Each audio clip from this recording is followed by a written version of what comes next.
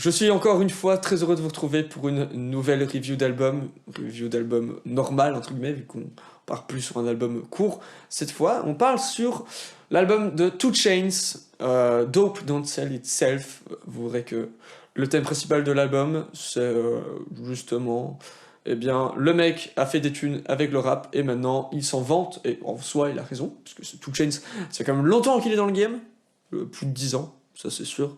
Je crois que je me mouille pas trop en disant ça. 2 Chainz, très connu pour être Monsieur Featuring, hein, entre guillemets. Je fais des featuring telle personne, plus connu pour ça que pour ses propres sons. Je pense que malheureusement ça restera longtemps le cas. Parce que l'album dont lequel on va parler aujourd'hui est pas mal. Je vais pas vous spoiler, mais voilà. On part sur ça. Donc voilà, dans le premier son, Bait It Back, on commence, on comprend tout de suite qu'on est dans ce mood je flex par rapport à l'argent que j'ai fait grâce au rap. Il y a des coupures dans le son au tout début qui sont insupportables. C'est vraiment des coupures dans l'instru, et t'as vraiment des blancs. T'as l'impression que c'est un bug. T'as l'impression que ton ordi bug. Et horrible. Mais à part ça, le son est cool. Si tu coupes ça, en fait, j'ai limite envie de couper le son, de télécharger le son et de l'écouter comme je veux. Mais ouais, si on enlève ces putains de coupures, en vrai, le son est vraiment cool. Bait It Back, ça reflète bien le mood qu'on aura dans l'album. C'est en mode, si je perds de l'argent en pariant, eh bien je reparie cet argent-là, je m'en fous, parce que j'ai de la thune et je fais ce que je veux. Et plus tard, on voit aussi qu'il avait sorti un son qui s'appelle $1 million worth of game, donc le game, c'est le rap game, donc qui s'était fait 1 million de thunes grâce au rap. Donc quand tu as 1 million dans ton compte en banque, tu peux te permettre de faire des petites folies niveau paris sportif, je crois.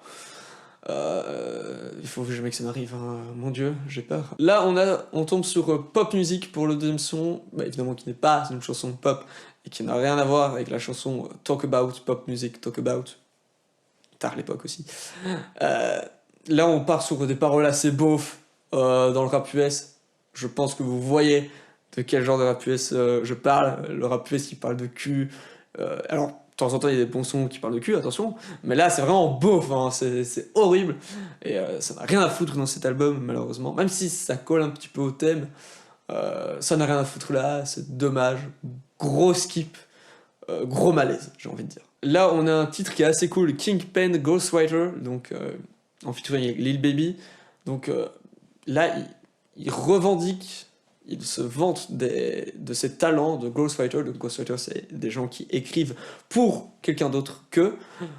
Ça, il y en a plein dans le monde du rap, hein. Je vais pas citer de nom pour pas vous détruire votre enfance non plus, mais voilà, il y en a beaucoup. Et revendiquer ses talents de ghostwriter, c'est cool. En plus, je trouve que c'est beaucoup plus difficile d'écrire pour quelqu'un d'autre que soi que pour soi-même. Donc, très stylé. Ça va bien aussi avec le thème de l'album. Le feat aussi, de Lil Baby. Le feat est assez cool. Et il s'intègre bien à l'album. Donc, chapeau Lil Baby. Là, dans le quatrième son, on a encore un moment gênant. Dans Outstanding. La phrase, mon Dieu, la phrase I'ma fly over you and take a shit. Je vole au-dessus de toi et je traduis pas parce que vous avez compris, mais c'est dégueulasse. C'est nul. C'est pauvre, c'est dégueulasse, c'est non, en fait. Et donc ça décribilise le son. Y a que l'instru qui est sympa et on va retenir que ça, mais OMG. Pourquoi ? Après, ce qui est cool, c'est que voilà, le deuxième et le quatrième son, c'est les deux seuls gros moments où c'est gênant, parce que tout le reste, ça va mieux. Donc après, c'est dommage de commencer un album comme ça, parce que t'as juste envie de rage quit et de plus écouter l'album. Mais non, restez, il y a des choses intéressantes. Là, on va avec le cinquième son, qui est déjà beaucoup plus sympa, Neighbors Know My Name, avec ce BDE, j'appelle ça Big Dick Energy. Donc ça, c'est vraiment je flex à mort, et franchement, quand c'est bien écrit, ce genre de truc, c'est vachement cool.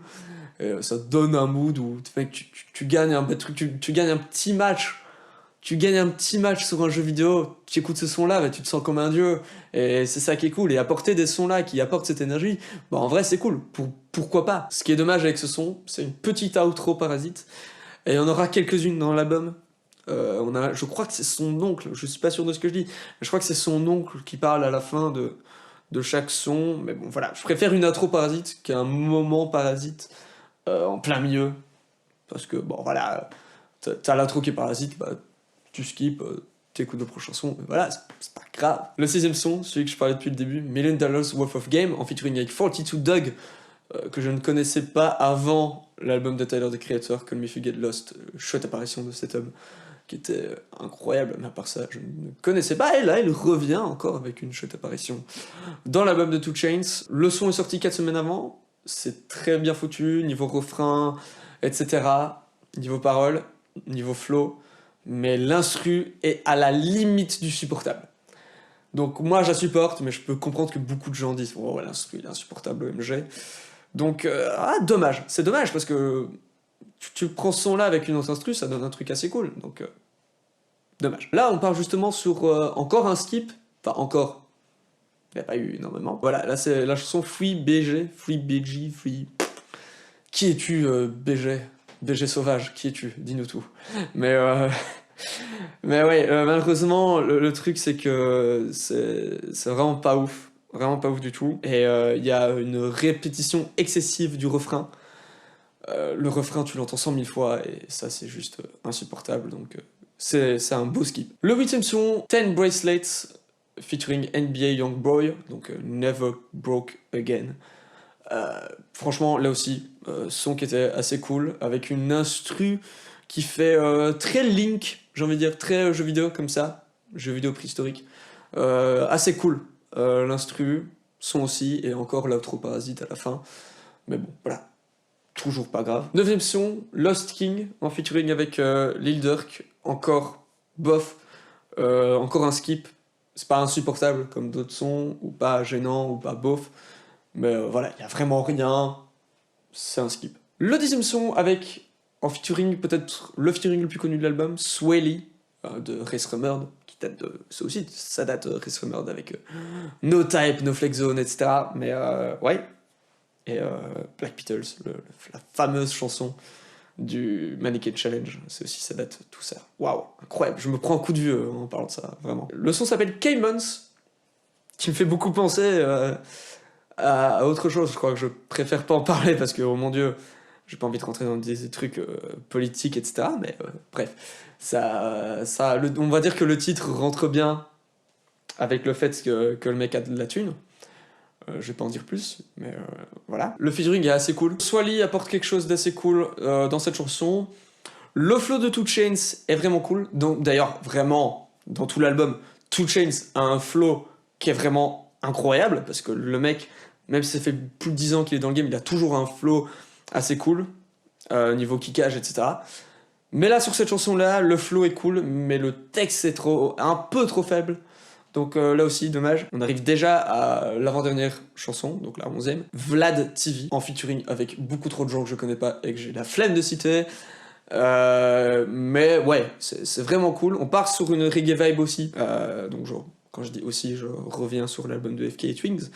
Mais là, on part sur une reggae vibe assez cool. Donc voilà, encore avec un très bon flow de 2 Chainz, avec un feat full reggae et une instru full reggae. Dans le son, il répète un peu trop souvent le titre de l'album, donc Dope Don't Sell Itself. Mais voilà, même s'il y a ce petit couac là, le son reste quand même vachement bien. Et on part du coup maintenant sur le dernier son de l'album, le 12ème, If You Wanted Me To, en featuring avec Jacquees. Jacquees, pour ceux qui ne connaissent pas, c'est un mec qui fait des chansons qui sont vachement en mode lover. Il a une très très très belle voix, et évidemment, ce featuring, c'est ça qu'il apporte. Et c'est très très bien foutu. Un bon son lover pour terminer. Pour conclure, Dope Don't Sell Itself de 2 Chainz, c'est un album qui est stylé, surtout dans le thème, qui est vachement stylé. C'est vrai que c'est dommage qu'il y a un son bof, un ou deux sons gênants, etc. Mais voilà, sur 12 sons, Je dirais qu'il y a quand même la moitié, ou un peu plus de la moitié, qui est assez bien. Mais bon, voilà, pour le fait qu'il y ait trop de sons bof et de skip, ça reste un album qui est relativement bof. Je dirais pas en mode mauvais, parce qu'il y a vraiment des choses vraiment intéressantes à aller chercher. Je dirais pas que c'est un bon album non plus, mais voilà, un album bof où il y a quand même des sons assez cool dedans. Je prédis qu'il y aura encore beaucoup d'albums comme ça de certains artistes. Je l'espère pas, hein, mais je pense que ce sera le cas. J'ai pas d'artiste en tête parce qu'il n'y a pas d'artiste euh, qui prévoit un album et donc j'ai peur que ça soit ce genre d'album. Mais bon, bref, voilà, c'est pas impossible qu'on se retrouve souvent avec ça. Voilà, en attendant, vous pouvez aussi retrouver mes anciennes vidéos, mes anciennes reviews d'albums. Voilà, on en a combien là déjà? On en a quelques-unes, 3-4 hein, déjà maintenant. C'est assez cool, je suis assez content de tout ça. Je suis assez content de voir des retours positifs sur les vidéos aussi. Je suis assez content de voir que vous êtes de plus en plus à aller sur Asdab Media, que ce soit mes articles en musique ou ceux de tout le monde dans la team. Et je suis assez content de voir qu'il y en a de plus en plus d'auditeurs sur ces raps. Donc vous pouvez me retrouver là aussi les dimanches de 18h à 20h dans 100% Rap US. Je vous laisse avec ça. On se retrouvera avec un album assez particulier pour le prochain. C'est Blonda. Pour ceux qui ont un mix, un mélange. Je vous en dis pas plus. Mais j'ai très hâte de vous en parler. Et à la prochaine.